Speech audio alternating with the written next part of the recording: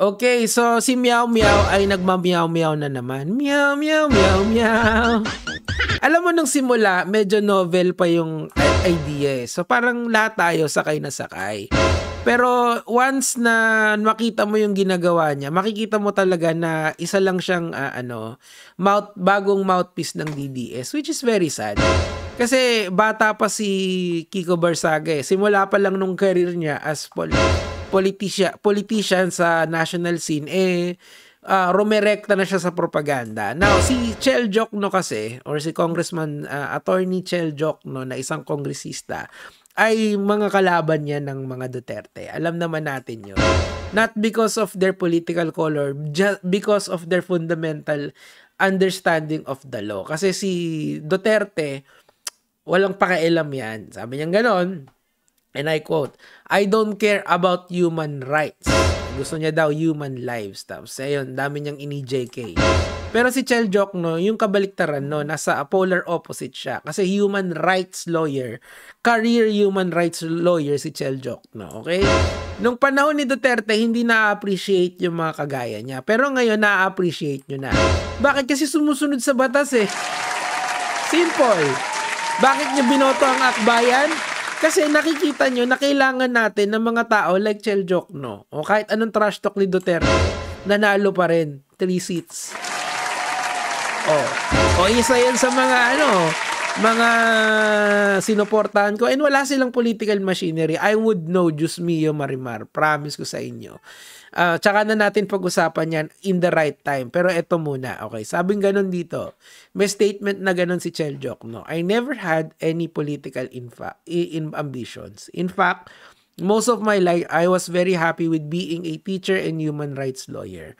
Okay, so i-break it down muna natin yan, ha? Kasi etong si Meow Meow, shinade agad yung sinabi ni Attorney Chel. Now, si Attorney Chel kasi, kung hindi nyo na itatanong, he and a certain Attorney Tanyada founded yung College of Law ng DLSU. Kasi nung araw, wala kasing College of Law ang DLSU. Ngayon, meron na. And it's under their name, yung Tanyada Jokno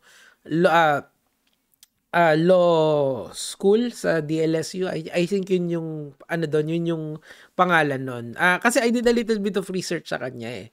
And totoo naman talaga, yung tatay niya kasi, yun yung politiko, yun yung career politician. Pero si Chel Jokno, career lawyer and teacher siya. Professor si Chel Jokno. Okay? Nito na lang siya pumasok sa politika. I believe yung unang takbo niya is yung 8 Diretso, 2019 yon. Talo sila doon, di ba? Ay, hindi, ito pala. Bakit? Kasi nga, di ba, todo-todo yung propaganda ni Duterte against sa opposition, which is yung Dilawan noon. So, yun. Talo si Chel Jokno noon. O, ganun talaga eh. 2019 yon, okay? Dun nagsimula yung political career niya. Pero most of his life, siya ay human rights lawyer and teacher. Professor siya ng law. Oh. Ikaw ba, Meow Meow, ano na napatunayan mo sa buhay mo bukod sa pagiging nepo baby? 'Di ba? Kaya ka lang nandyan because of your brilliant father. Yung namesake niya, kaya ka nandyan. Right now, you are just a nuisance sa political scene. Maingay ka lang talaga. Pero when it comes to intellectual capability, walang-wala ka kay Chel Jokno. We need more people like him instead of you. Kasi marami nang maingay dito sa social media. Ako lang eh. Madali lang yun eh. Kaso syempre, hina-highlight siya ng mga DDS as some sort of second coming ng na para sa mga Gen Z. Kailangan kasi nila yung Gen Z votes eh. Ang problema kasi, ang Gen Z ngayon nag-iisip na. Tingnan nyo. Akbayan, bakit sobrang lakas nila nung election ng 2025? It's because of the Gen Z votes. Kilala nila si Chel Jokno as yung mama dun sa TikTok na nagbibigay ng tamang kaalaman sa batas. Diba? Siya yun eh. Yung free lawyering service niya na, Diyos ko, magano ko mausap sa abogado, napakamahal. Diba? Ngayon, asabing gano'n ni Meow Meow dito. That's a pretty bold statement coming from someone who ran a national position for every election in the past decade. That's not true. 2019 lang siya nagsimula. Di wala pang isang dekada yun. Diba? Ang isang dekada, Sa susunod na 2028 pa, kalahating taon lang siya pumasok sa 2019 lang siya pumasok sa politika. Oh. Pero most of his life, it is very evident na naging lawyer, human rights lawyer siya and professor. Yun yung kanyang career. Okay, nito na lang siya pumasok sa politika. Buti nga pumasok yan eh. Kasi at least alam natin may matinong politiko na hindi kurakot. 'Di ba? Totoo naman eh. Kung gusto niya mangurakot, edi sana ginamit niya yung namesake niya as Diokno. Kasi may Diokno naman talaga sa politika noon, 'di ba? Kasabayan ng tatay mo, boy. Ito yung mahirap eh. Tapos ngayon isi-shade niya. You have accomplished nothing in your life except your namesake, Mr. Tawag dito, Mr. Barsaga. Hindi ka nga gumraduate eh. Importante yun eh. Kasi yung pag-graduate, at the very least, meron kang minimum requirement of you finishing something in your life. Anong nangyari? Puro ka drop out. And then you're going to shade someone who achieved more than you would ever in your lifetime. Di pa naman tapos ang buhay mo eh. Mr. Kaka-computer guy, instead of computer guy, why don't you study law like your father? 'Di ba si Attorney PD, yung kanyang tatay is an accomplished lawyer. See, if it wasn't for yung tatay mo, you wouldn't be there. If he wasn't a brilliant lawyer, you wouldn't be there. If it wasn't for his achievements sa being a corporate lawyer for a very long time, you wouldn't have the luxury of life that you're having right now. 'Di ba? Hindi mo pa nga, sabi mo pa nga sa isang interview mo, sobrang dami niyang naiwan na pera sa inyo. Hindi nyo alam kung paano hahatiin, 'di ba? And then you're going to shade Chel Jokno for what? For being a lawyer? For doing something what is right dito sa ating bansa? 'Di ba? Nakakalungkot na etong tao na to na si Barsaga is being fronted as the voice of Gen Z. No. Ang voice, kayong mga Gen Z ang naglagay sa kay number one, sino ba number one niya? Si Bongo, number two si Mr. Kiko, Attorney Kiko Pangilinan, and si Bam Aquino, I believe is number 5 or number 3.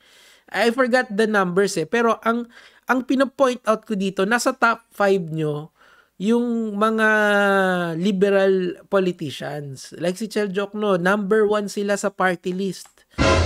May 3 seats sila doon, nakuha ng akbayan yan. That is an achievement after the propaganda na mismong si Rodrigo Duterte ang nag-try na sumira sa kanya. Look, nandun uli sila sa Rurok. Because you Gen Z understand what good governance is. And ang problema lang, pinofront nila tong si Kiko Barsaga. Sino ba tong batang to? This is an idiot that was using his father's namesake. Actually, mas okay sana kung intellectual na tao to eh, na hindi ganyan, na nagwa one-liner na akala mo naman nakalamang na agad siya doon. Ganito, Mr. Barsaga, pag si Chel Jokno hinamon mo ng labasan ng SALE, nanginginig pa yan. Maglalabas yan kasi wala siyang tinatago, ikaw, yung pamilya mo. Labas nyo nga yung SALE nyo. Tingnan natin yung relative sa position nyo and doon sa inyong karangyaan sa buhay, kung magtutugma ba yun? Tingnan natin kung sino talaga yung kung sino talaga yung money and power, kung kanino mas papasok yan. Tandaan nyo, si Chel Jokno, yung mga anak niya is normal citizen lang. Siya lang yung sa pamilya niya yung tumakbo. Di ba? Wala nang iba eh. Sino ba na Jokno ang tumatakbo ngayon sa politika? Wala. Kayo ng pamilya mo. Mula doon sa baliw mong, sino yung parang loko-loko, yung kalbo. Di ba pinsan mo yon? Tapos yung mga kamag-anakan mo, hindi ba lahat kayo nasa politika? Literal na may political dynasty kayo? The Dioknos, after yung huling yung tatay niya na senador dati, is there any Dioknos still in politics? There is none. Actually, kung meron niyang political dynasty, dapat sila eh. Kasi they came from an intellectual family. na merong mga na-achieve sa buhay outside of politics. Ikaw, you are just resting your laurels doon sa pangalan ng tatay mo. Have you achieved anything in your life except for the fact that you're piggybacking your name doon sa pangalan ng tatay mo? Wala. Why did NUP accepted you? It's because you are a Barsaga. That's about it. Any achievements other than that, wala na. Did you achieve something? Gumraduate ka ba? Hindi nga eh. So, stop throwing shade to people na trying to make this country better. You are just good at spreading propaganda and hatred against people na ginagawa yung tama. 'Di ba? Kaya mo bang i-cross si Lobiano like what he did? Nakita mo ba yon? That's lawyering 101 for you. 'Di ba? Ang masakit kasi dito, etong bata na to, he has all the resources para mag-achieve ng sobra-sobra sa buhay. Pero he chose mediocrity at mag-computer na lang at mag-ingay sa internet for your entertainment. What you need are politicians, not clowns. Yun lang naman po yung sa akin for today. Gaya mga lods.